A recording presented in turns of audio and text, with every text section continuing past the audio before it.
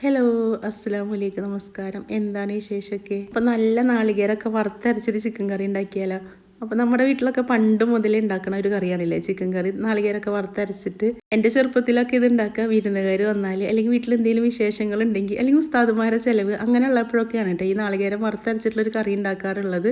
ഇപ്പം അങ്ങനെയൊന്നുമല്ല. ഇപ്പോൾ ഒരു ചിക്കൻ മേടിച്ചിട്ടുണ്ടെങ്കിൽ അതിൽ നിന്ന് കുറച്ച് കഷ്ണങ്ങളോട് മാറ്റി വെച്ചിട്ട് ഇതുപോലെ രാവിലേക്ക് കറി ഉണ്ടാക്കാൻ വേണ്ടിയിട്ട് എടുത്ത് വെക്കും. അപ്പോൾ നമുക്ക് ആദ്യം കറി എങ്ങനെ ഉണ്ടാക്കാൻ നോക്കാമല്ലേ. അപ്പോൾ അതിന് വേണ്ടിയിട്ട് ഇതാ ഒരു 1.5 സബോളയാണ് എടുത്തേക്കുന്നത്. അതുപോലെ ഒരു വലിയ തക്കാളി എടുത്തിട്ടുണ്ട്. പിന്നെ 2 ഉരുളക്കിഴങ്ങ് എടുത്തിട്ടുണ്ട് കേട്ടോ. ചെറുതായതുകൊണ്ടാണ് 2 എടുത്തേക്കുന്നത്. പിന്നെ ഗ്രാമ്പൂ, പട്ട, ഏലക്ക, പെരുംജീരകം, അത് വെളുത്തുള്ളി, ഇഞ്ചി കൂടി ചതച്ചെടുക്കാൻ വേണ്ടിയിട്ടാണ്. അപ്പോൾ ഇതെല്ലാം കൂടിയിട്ട് ഞാൻ ഒരുമിച്ച് ചതച്ചെടുക്കുക കേട്ടോ ചെയ്യുക. ഇങ്ങനെ ചതച്ചെടുത്തിട്ട് നമ്മൾ ആ ഒരു മസാല ഒക്കെ ഉണ്ടാക്കുന്ന സമയത്ത് നല്ലൊരു മണം ഉണ്ടാവും ചിക്കൻ കറിക്ക്. അപ്പോൾ ഞാൻ കൂടുതലായിട്ട് ഇതുപോലെ ഒരുമിച്ചെടുത്തിട്ട് ചതക്കുകയാണ് ചെയ്യാറുള്ളത്. അപ്പോൾ അതാ കുക്കറിലേക്ക് കുറച്ച് വെളിച്ചെണ്ണ ഒഴിച്ച് കൊടുത്തു. ഇനി ഈ സബോള ഇട്ട് കൊടുക്കുക. ശരിക്കും ഇങ്ങനത്തെ കറികളൊക്കെ നമ്മൾ അടുപ്പത്ത് വെക്കണം കേട്ടോ, മൺചട്ടിയിലൊക്കെ വെക്കണം. ഇപ്പം നമുക്ക് പെട്ടെന്ന് ഉണ്ടാക്കിയെടുക്കാൻ വേണ്ടിയിട്ട് കുക്കർ തന്നെയല്ലേ ഉള്ളത് നല്ലത്. അപ്പോൾ അത് കാരണം കുക്കറിലാണ് വെക്കണത്. ഇനി ആവശ്യത്തിനുള്ളത് ഉപ്പും കൂടി ഇട്ട് കൊടുത്തിട്ടുണ്ട്. ഈ സബോളൊക്കെ ഒന്ന് വാടി വന്നോട്ടെ. അപ്പോൾ ആ ഒരു സമയത്ത് കുറച്ച് കറിവേപ്പിൻ്റെ ഇലയും കൂടി ഇട്ട് കൊടുക്കാം കേട്ടോ. അപ്പോൾ എൻ്റെ കയ്യിൽ ഇപ്പോൾ കുറച്ച് വാടിയതുണ്ടായിരുന്നു, അത് കാരണം കുറച്ച് ഇട്ട് കൊടുത്തിട്ടുള്ളൂ. ഇനി നല്ലത് കൊടുത്തിട്ട് നമുക്ക് ബാക്കി ഇട്ട് കൊടുക്കാം.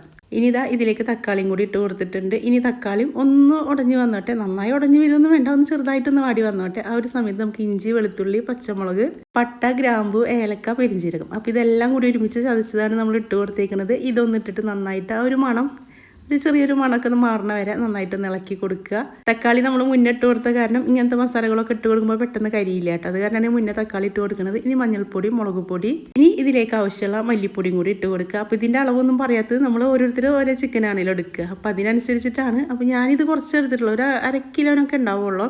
അപ്പോൾ അത് കാരണം ഞാൻ ആവശ്യത്തിലുള്ള മുളക് പൊടിയാണ് കേട്ടോ ഇട്ട് കൊടുത്തേക്കുന്നത്. മല്ലിപ്പൊടി ഒരു 2.5 സ്പൂൺ ഇട്ട് കൊടുത്തിട്ടുണ്ട്. അപ്പോൾ അത്രേ ഇട്ട് കൊടുത്തിട്ടുള്ളൂ. ഇനി ആ മല്ലിപ്പൊടിയും മുളക് പൊടിയൊക്കെ ഒരു മണം ഉണ്ടല്ലോ, പച്ചമണം മാറണ വരെ നന്നായിട്ടൊന്ന് ഇളക്കി കൊടുക്കുക. അപ്പോൾ ആ ഒരു സമയത്ത് ഫ്ലെയിം കുറച്ച് കൊടുക്കണേ.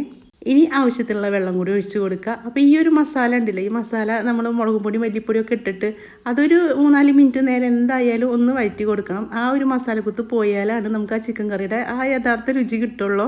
അല്ലെങ്കിൽ നമുക്ക് മസാലക്കുത്തുള്ള കറിയാവും കിട്ടുക. അപ്പോൾ അതും നന്നായി ശ്രദ്ധിക്കണം കേട്ടോ. ആ സമയത്ത് ഫ്ലെയിം കുറച്ച് കൊടുക്കും വേണം. അപ്പോൾ അതിനെ കഴുകി വൃത്തിയാക്കി ചിക്കനും കൂടി ഇട്ട് കൊടുക്കുക. അപ്പോൾ ഇത് ബിരിയാണി വെക്കാൻ വേണ്ടിയിട്ട് എടുത്ത ചിക്കനാണ് കേട്ടോ. അപ്പോൾ ഇന്ന് കുറച്ച് കഷ്ണങ്ങൾ മാറ്റി വെച്ചതായിരുന്നു. ഇനി ഇതാ ഒരു ഉരുളക്കിഴങ്ങും കൂടി മുറിച്ചതും കൂടി ഇട്ട് കൊടുക്കുക.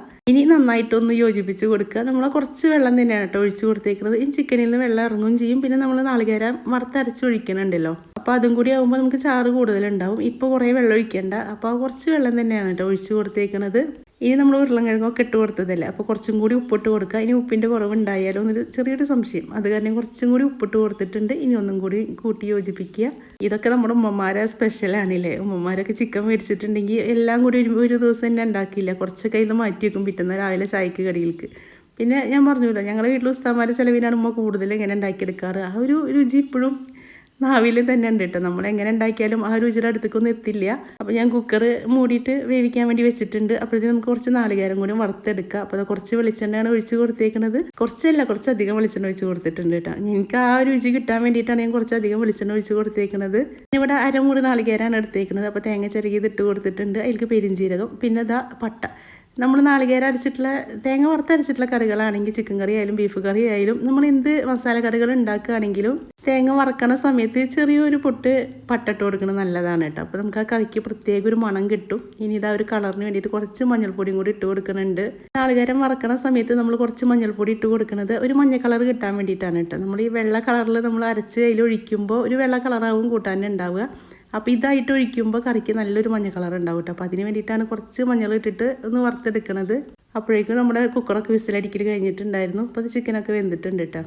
ഞാൻ ചിക്കൻ്റെ കൂടെ തന്നെയാണ് ഉരുളക്കിഴങ്ങ് ഇട്ടേക്കുന്നത്. അത് 2-3 വിസിലടിക്കുമ്പോഴത്തേനും ചിക്കൻ വേഗം ആവുമല്ലോ. ഇനി ഇവിടെ കിടന്നിട്ടൊന്ന് വെന്ത് വരട്ടെ. അപ്പോഴത്തേനും നമുക്ക് കുറച്ച് കറിവേപ്പിൻ്റെ ഇലയും കൂടി ഇട്ട് കൊടുക്കുക. നമ്മൾ കുറച്ച് മുന്നേ ഒരു വാടിയ ഇലയാണല്ലോ ഇട്ട് കൊടുത്തേക്കുന്നത്. ഇനി നല്ല കുറച്ച് കറിവേപ്പിൻ്റെ ഇലയും കൂടി ഇട്ട് കൊടുത്ത് നന്നായിട്ട് ഇളക്കി യോജിപ്പിച്ച് നമുക്ക് ഉപ്പൊക്കെ കുറവുണ്ടെങ്കിൽ ഈ ഒരു സമയത്ത് ഉപ്പൊക്കെ ഇട്ട് കൊടുക്കുക കേട്ടോ. അപ്പോൾ എനിക്ക് കറക്റ്റ് ആയിരുന്നു. നാളികേരം ഒഴിച്ചതിന് ശേഷം നമുക്ക് നോക്കാം. അപ്പോഴത്തേനും തേങ്ങ ഒക്കെ നന്നായി അരച്ചെടുത്ത് വന്നിട്ടുണ്ട് കേട്ടോ. അപ്പോൾ ഇനി അതും കൂടി ഒന്ന് ഒഴിച്ച് കൊടുക്കുക. ഇനി ഇതാ നന്നായിട്ടൊന്ന് നോക്കുക. നമുക്ക് ഇളക്കിയതിൻ്റെ ശേഷം നോക്കി വെക്കുക. ഉപ്പൊക്കെ കുറവുണ്ടെങ്കിൽ നമുക്ക് ഉപ്പൊക്കെ ഇട്ട് കൊടുക്കുക. എനിക്ക് പിന്നെ ഉപ്പിടേണ്ട ആവശ്യമൊന്നും വന്നിട്ടുണ്ടായിരുന്നില്ല കേട്ടോ. ഞാൻ രണ്ടാമത് ഉപ്പിട്ട് കൊടുത്തിട്ടുണ്ടായിരുന്നല്ലോ. അപ്പോൾ ഉപ്പൊക്കെ കുറവുണ്ടെങ്കിൽ ഈ ഒരു സമയത്ത് നമുക്ക് ഉപ്പിട്ട് കൊടുക്കുക. നാളികേരമൊക്കെ അരച്ച് ഒഴിച്ച കാരണം ചിലപ്പോൾ ഉപ്പിൻ്റെ കുറവുണ്ടാവും. ഇനിയിപ്പോൾ ഇതാ ഇങ്ങനെ ഇരിക്കണത് നോക്കണ്ട കേട്ടോ. നമുക്ക് കുറച്ചും കൂടി കഴിയുമ്പോഴത്തേനും ഒന്നും കൂടി കറി ഒന്ന് കുറുകി വരും. ഇപ്പോൾ ചെറിയൊരു ചാറായിട്ട് ഇരിക്കണ കറിയാണ് നല്ലത്. അപ്പോൾ നമുക്കൊന്ന് ചൂടാറി വരുമ്പോഴത്തേനും നല്ല കുറുകിയ കറിയായിട്ട് വരും കേട്ടോ. ഇനി അതിലേക്ക് കുറച്ചധികം മല്ലിയിലയും കൂടി ഇട്ട് കൊടുക്കുക. ചിക്കൻ കറി ആയാലും ബീഫ് കറി ആയാലും മട്ടൻ കറി ആയാലും എന്ത് കറിയായാലും മല്ലിയിലയും കൂടി ഇട്ടാലേ അതൊന്ന് പൂർണ്ണമാവുള്ളൂ. അപ്പോൾ അത് മല്ലിയിലയും കൂടി ഇട്ട് കൊടുത്തിട്ടുണ്ട്. മല്ലിയില ഇട്ടാലാണ് ഇപ്പോൾ ഒരു സമാധാനം ഉണ്ടാവുള്ളൂ. എൻ്റെ ഉമ്മക്ക് പറയട്ടെ, അവരെ കാലത്ത് മല്ലിയില ഒന്നും ഇടില്ല, എന്നാലും കറിക്ക് ഭയങ്കര രുചിയാണെന്ന്. അത് അവർ അമ്മിയിലൊക്കെ അരച്ചിട്ടുണ്ടാക്കണതല്ലേ. നമുക്കിപ്പോൾ എല്ലാം നമ്മുടെ കയ്യിലിരിക്കുന്നതാണ്. മുളക് പൊടി ആയാലും മല്ലിപ്പൊടി ആയാലും എല്ലാതും.